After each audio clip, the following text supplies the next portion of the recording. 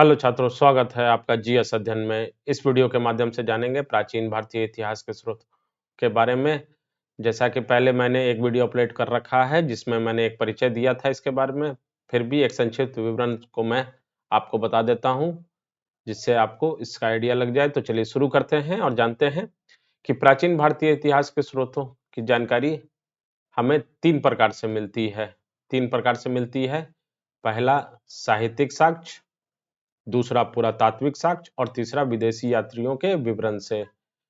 तो इस वीडियो में बात करेंगे साहित्यिक साक्ष्य, जिसमें धार्मिक साहित्य और लौकिक साहित्य आते हैं। धार्मिक साहित्य के अंतर्गत ब्राह्मण ग्रंथ एवं ब्राह्मणोत्तर ग्रंथ आते हैं। तो ब्राह्मण ग्रंथ में वेद, उपवेद, पुराण, उपनिषद, वेदांग, स्मृतियां, संदर्शन, महाकाव्य आते हैं। और ब्राह्मणोत्तर ग्रंथ में जैन साहित्य और बौद्ध साहित्य आते हैं। तो इस वीडियो में हम लोग जानेंगे वेद के बारे में और डिटेल बात करते हैं। तो चलिए शुरू करते हैं वेद के बारे में। सबसे पहले जानेंगे कि वेद, तो ये चीज जान लीजिए, ये प्राचीनतम ग्रंथ है। वेद क्या है? प्राचीनतम ग्रंथ है। और वेद को अपौरुषमय भी कहा गया है। क्या कहा गया है? अपौरुषमय भी कहा गया है। अपौरुषमय क्यों कहा गया है, ये ध्यान दीजिएगा। अपौरुषमय इसलिए कहा गया है कि ऐसा माना गया है कि ये देवकृत है, अर्थात देवों के द्वारा रचना की गई है। परीक्षा में प्रश्न पूछे जाते हैं कि वेदों को अपौरुषमय क्यों कहा जाता है, तो क्योंकि देवकृत हैं। तो चलिए शुरू करते हैं और बात करते हैं पहला संकलन करता। तो महर्षि कृष्ण द्वैपायन इसके संकलन करता है और वेदव्यास की संज्ञा इसे वेदों के पृथक्करण के कारण दी गई है। पृथक्करण अर्थात विभाजन के कारण इन्हें वेदव्यास की संज्ञा दी गई है। अब बात करेंगे कि जानकारी क्या मिलती है इसमें। तो आर्यों के प्रारंभिक जीवन के बारे में, आर्यों के प्रारंभिक इतिहास के बारे में हमें जानकारी मिलती है। और आर्यों के बारे में हमें जानकारी आगे आने वाले वीडियो में मैं दूंगा। वैदिक काल या सभ्यता और उत्तर वैदिक सभ्यता के माध्यम से, जिसमें डिटेल बात करेंगे आर्यों के बारे में। तो चलिए तीसरा पॉइंट है प्रकार। तो वेद चार प्रकार के होते हैं। प्रश्न रहेंगे कि वेद कितने प्रकार के हैं, तो चार प्रकार के: ऋग्वेद, सामवेद, यजुर्वेद और अथर्ववेद। ये तीनों वेदों को वेदत्रयी कहा जाता है। वेदत्रयी कहा जाता है। और चारों वेदों को संहिता के नाम से बुलाया जाता है या कहा जाता है। जो भी है, तो छात्रों ये देखें, आप वेद के बारे में मैंने आपको बता दिया है। चलिए नेक्स्ट जानेंगे जो ऋग्वेद है। अब सबसे पहले ये बात करेंगे कि ऋग्वेद का रचना काल ये चारों वेद में सबसे पुराना वेद है। तो रचना काल इसका 1500 से 1000 ईसा पूर्व मानी गई है। इसमें जानकारी क्या मिलती है? इसमें मंत्रों का संकलन है। क्या है? मंत्रों का संकलन है, जो देवताओं की स्तुति के लिए पुरोहित या पाठकर्ता द्वारा उच्चारित की जाती है। क्या है? तो मंत्रों का संकलन है। और पुरोहित और पाठकर्ता को होता या होत्र पुरोहित कहते हैं। याद रखिएगा, प्रश्न इस तरह से आते हैं कि ऋग्वेद के पुरोहित या पाठकर्ता किसे कहते हैं। नेक्स्ट को बात करेंगे पॉइंट की। तो इसमें 10 मंडल, 1028 से और 10,600 ऋचाएं हैं। ये मंडल हो गया एक तरह का अध्याय, और सूक्त हो गया, या पहले मैं ऋचाओं के बारे में बता दूं, ये मंत्र या मंत्रों कहा जाता है। ऋचाओं का मतलब मंत्र होता है। और सूक्त के बारे में है कि ये मंत्रों का संग्रह है, या मंत्र एक सूक्त में 10-15 मंत्र रहते हैं, इस तरह से। अब बात करेंगे कि प्राचीनतम मंडल। तो प्राचीनतम मंडल दूसरा एवं सातवां मंडल जो है वो प्राचीनतम मंडल है। सातवां मंडल प्राचीनतम मंडल कहलाता है। और सबसे बाद का मंडल पहला एवं 10वां मंडल सबसे बाद का मंडल है। सबसे बाद का मंडल कहलाता है। गायत्री मंत्र का उल्लेख तीसरे मंडल में है। तीसरे मंडल में गायत्री मंत्र का उल्लेख है, याद रखिएगा। सोम देवता का उल्लेख 9वें मंडल में। ये सब बहुत ही इंपॉर्टेंट पॉइंट्स है छात्रों, ध्यान दीजिएगा। अस्तोमा सद्गमय कहाँ से लिया गया है? तो ऋग्वेद से, क्योंकि प्रश्न इससे बार बार पूछे जाते हैं। वर्ण व्यवस्था का उल्लेख कौन से मंडल में है? तो 10वें मंडल में वर्ण व्यवस्था का उल्लेख है। पहले कर्म के आधार पर वर्ण व्यवस्था थी, कालांतर में जाके वर्ण व्यवस्था पूरी तरह से बिना कर्म के आधार पर नहीं रहा। तो चलिए 10वां है, ऋग्वेद में इंद्र के लिए 250 तथा अग्नि के लिए 200 ऋचाओं का उल्लेख है। ऋचाओं का मतलब मैंने मंत्र बता दिया है, तो मंत्रों का उल्लेख है। तो ऋग्वेद के बारे में मैंने आपको बता दिया कि ऋग्वेद जानकारी मंत्रों का संकलन, पुरोहित होता या होत्र है। इसमें 10 मंडल, 1028 सूक्त और 10,600 ऋचाएं हैं। प्राचीनतम मंडल याद रखिएगा, इंपॉर्टेंट है। सबसे बाद का मंडल पहला एवं 10वां, गायत्री मंत्र तीसरे मंडल में, सोम देवता का उल्लेख 9वें मंडल में, अस्तोमा सद्ग में ऋग्वेद से लिया गया है। चलिए सेकंड बात करेंगे दूसरे सामवेद के बारे में। तो सामवेद का एक चीज याद रखिएगा कि साम का अर्थ है संगीत। साम का क्या अर्थ है? संगीत। इसीलिए सामवेद है। सामवेद को भारतीय संगीत का मूल या जनक कहा जाता है। अब इसमें जानकारी क्या है? तो यज्ञों के अवसर पर गाई जाने वाली मंत्रों का संग्रह है। यज्ञों के अवसर पर गाई जाने वाली मंत्रों का संग्रह सामवेद संग्रह है।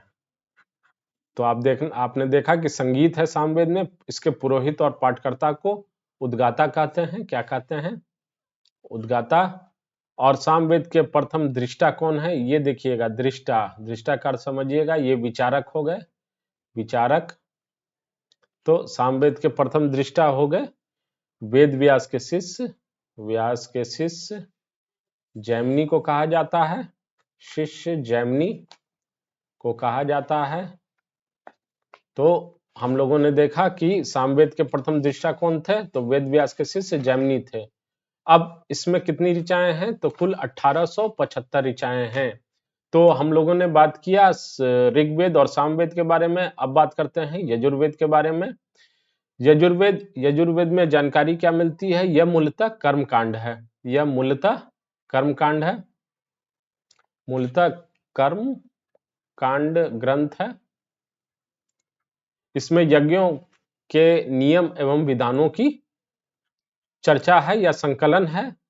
यज्ञों के नियम एवं विधानों का संकलन है। संकलन है। तो याद रखिएगा, मूलतः कर्मकांड ग्रंथ है यजुर्वेद। इसके पुरोहित और पाठकर्ता को अध्वर्यु कहते हैं। अध्वर्यु। ये एकमात्र ऐसा वेद है जो पद एवं गद दोनों ही भाषा में लिखा गया है। ये बहुत ही इंपॉर्टेंट है, पद एवं गद दोनों ही भाषा में, क्योंकि प्रश्न इसी तरह से पूछे जाते हैं कि कौन सा ऐसा वेद है जो पद एवं गद दोनों ही भाषा। पद एवं गद से अर्थ है कि कहानी एवं कविता के माध्यम से दोनों माध्यम में लिखा गया है। कुल अध्याय 40 हैं। कुल अध्याय कितनी है? तो 40 अध्याय हैं इसमें कुल अध्याय। तो यजुर्वेद के बारे में हम लोगों ने जाना कि यजुर्वेद मूलतः कर्मकांड ग्रंथ है। इसमें यज्ञों के नियम एवं विधानों का संकलन है। किसका संकलन है? नियम। और इसके पुरोहित और पाठकर्ता को क्या कहते हैं छात्रों? अध्वर्यु। अध्वर्यु। तो चलिए आगे बात करेंगे। और जैसा मैंने बताया कि यह पद एवं गद दोनों ही भाषा में लिखा हुआ है। अब जो ऋग्वेद का वेद का जो चौथा वेद है वो अथर्ववेद कहते हैं। इसे सबसे बाद का वेद कहा गया है। सबसे बाद का वेद, तो मैंने बताया कि सबसे पहला वेद, प्रथम वेद ऋग्वेद को कहा गया है और अथर्ववेद को सबसे बाद का वेद कहा गया है। इसे ब्रह्मवेद भी कहा जाता है। इसमें जानकारी जो मिलती है, इसमें सामान्य मनुष्य के विचारों तथा अंधविश्वासों का विवरण मिलता है। विचारों तथा अंधविश्वासों का विवरण मिलता है। देखिए डिटेल में मैं फिर कभी बात करूंगा। अभी परीक्षा के दृष्टिकोण से मैं बता रहा हूं, क्योंकि ये बहुत ही मतलब लार्ज चैप्टर है, काफी बड़ा चैप्टर है। अथर्ववेद के बारे में भी जानकारी बहुत सारी चीजें हैं। और इसके पाठकर्ता और पुरोहित ब्रह्मा कहलाते हैं, ब्रह्मा कहलाते हैं। इसमें आयुर्वेद के सिद्धांत तथा व्यवहार जगत की अनेक बातें भी इसमें है। आयुर्वेद के सिद्धांत, इसमें परीक्षित को कुरुओं का राजा कहा गया है। अब आप समझेंगे कि परीक्षित को कुरुओं का राजा क्या हुआ। तो कुरुओं जो हुए वो कबीले में बसते थे, वो मैं वैदिक काल या वैदिक सभ्यता में आपको बताऊंगा। तो अथर्ववेद में सभा एवं समिति को प्रजापति की 2 बेटियां भी कहा गया है। ये सब चीजें मैं वैदिक सभ्यता में बात करूंगा। अब देखिए बात करते हैं कि वेद, उनके उपवेद तथा प्रवर्तक के बारे में। तो उपवेद क्या है? वेदों का ज्ञान, जो ज्ञान है वो उपवेद के माध्यम से भी मिलता है। तो ऋग्वेद का उपवेद हो गया आयुर्वेद,